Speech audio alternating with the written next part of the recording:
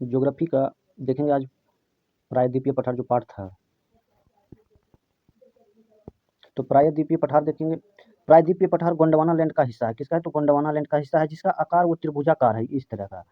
अरावली श्रेणी के विस्तार गुजरात, राजस्थान और दिल्ली तक 800 किलोमीटर। अरावली श्रेणी की सबसे ऊंची चोटी गुरु शिखर माउंट आबू की पहाड़ी पर स्थित है। कहाँ पे? तो माउंट आबू, गुरु शिखर माउंट आबू की पहाड़ी पर स्थित है। अरावली श्रेणी विश्व के प्राचीनतम श्रेणी है, जिसके अवशिष्ट पर्वत के रूप में है, जिसके उदयपुर के पास जरगा पहाड़ी जरगा पहाड़ी और टोडगढ़ में मरवाड़ी पहाड़ियाँ, अलवर के हर्षनाथ और दिल्ली रिम नाम के से जाना जाता है। दिल्ली रिज नाम से जाना जाता है। अरवल में हर्षनाथ और दिल्ली रिज नाम से जाना जाता है। अरावली के विंध्य श्रृंखलाओं के मध्य स्थित लावा निर्मित मैदान मालाबार का पठार है, जिसे काली मिट्टी से बना है। किसका? तो मालाबार पठार काली मिट्टी से बना है। मालाबार का पठार उत्तरी भाग को बुंदेलखंड और उत्तरी पूर्व भाग को बघेलखंड कहा जाता है। मालाबार के उत्तरी भाग को कहते हैं बुंदेलखंड और उत्तरी पूर्व भाग को बघेलखंड। छोटा नागपुर का पठार विस्तार पश्चिम बंगाल, झारखंड, बिहार, उड़ीसा में पाया जाता है। ये पठार प्रमुख नदियों महानदी, स्वर्णरेखा, दामोदर आदि है।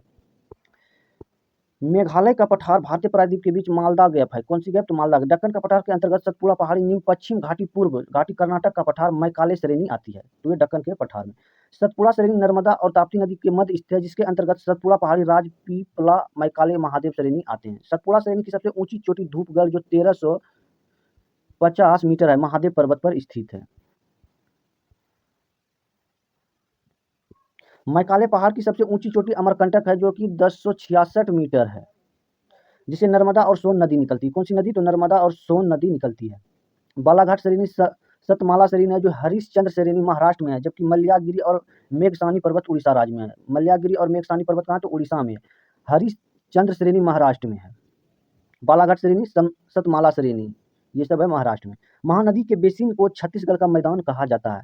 कर्नाटक के बूदन पहाड़ी के सर्वोच्च शिखर मुल्यागिरी पर्वत के कुंद्रेमुख पर्वत है। कौन सी? तो कुंद्रेमुख पर्वत है।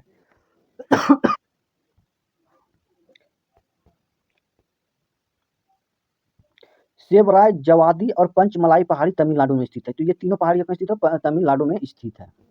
यही है इसका फोटो।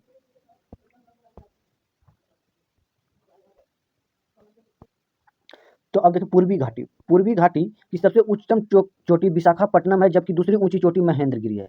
पूर्वी घाटी की सबसे उच्चतम चोटी कौन सी है? तो विशाखापट्टनम, और दूसरी ऊंची चोटी महेंद्रगिरी है। पूर्वी घाट दक्षिण से उत्तर अलग दो पहाड़ियों के रूप में मिलती है, जो क्रमशः नीलगिरी, पालकोंडा, नल्लामलाई और जवादी और सेवराय की पहाड़ी है। नल्लामलाई की पहाड़ श्रेणी आंध्र प्रदेश में स्थित है, जबकि दक्षिण भारत में मलागिरी श्रेणी चंदन वनों के लिए विख्यात है। किसके लिए? तो चंदन वनों के लिए विख्यात है। पूर्वी घाट और पश्चिमी घाट में नीलगिरी पहाड़ी पर मिलते हैं। नीलगिरी पर्वत श्रेणी की सर्वोच्च शिखर दोदा बेटा, जो 2636 मीटर है और दक्षिण भारत का दूसरा सबसे ऊंची चोटी है। दक्षिण भारत का क्या है? तो दूसरा सबसे ऊंची चोटी है। फिर आते पश्चिमी घाट। पश्चिमी घाट हिमालय के बाद भारत की दूसरी सबसे लंबी पर्वत श्रेणी है, और जो प्रायद्वीप पठार को भ्रंश कंगाल किया है, जिसका विस्तार ताप्ती मुहाने के कन्याकुमारी तक 1600 किलोमीटर है।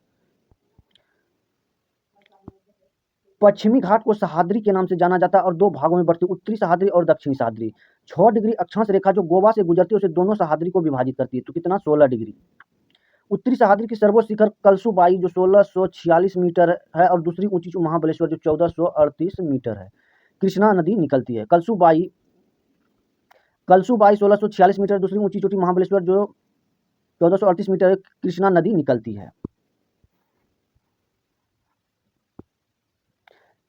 दक्षिण सह्याद्री के सर्वोच्च शिखर कुद्रेमुख 1892 मीटर है, जबकि दूसरी सर्वोच्च चोटी पुष्पगिरी जो कावेरी नदी निकलती है। दक्षिण भारत के अन्नाईमुडी पर्वत श्रेणी से जो अन्नामलाई, पलनी पहाड़ी और इलायची पहाड़ी मिलने से बनती है। दक्षिण भारत की सर्वोच्च शिखर अन्नामुडाई 2695 मीटर है। केरल और तमिलनाडु की सीमा पर कार्डेमम या इलायची की पहाड़ी, जबकि भारत की सबसे दक्षिण नागरकोयल की पहाड़ी है। तमिलनाडु में स्थित कोडाईकनाल पर्यटन स्थल पलनी पहाड़ी स्थित है, जो ऊटी नामक स्थित नीलगिरी पहाड़ी पर है।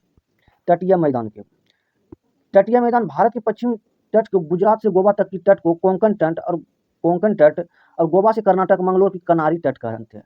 कन्नड़ तट भी कहलाता है। कन्नड़ या कोंकण, पश्चिम गुजरात से गोवा कोंकण और गोवा से कर्नाटक मंगलोर जिसे कहते हैं उसे कनारी तट। मंगलोर से कन्याकुमारी तक को मालाबार तट के अनेक लय गुण मिलते हैं। केरल के मालाबार तट कयाल का प्रयोग है।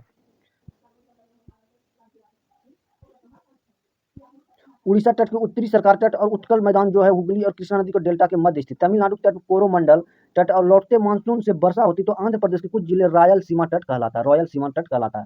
मेरीना बीच चेन्नई में स्थित है। मेरीना बीच कहाँ? तो चेन्नई में। और चंद्रभागा बीच उड़ीसा में है। चंद्रप्रभा उड़ीसा में स्थित है।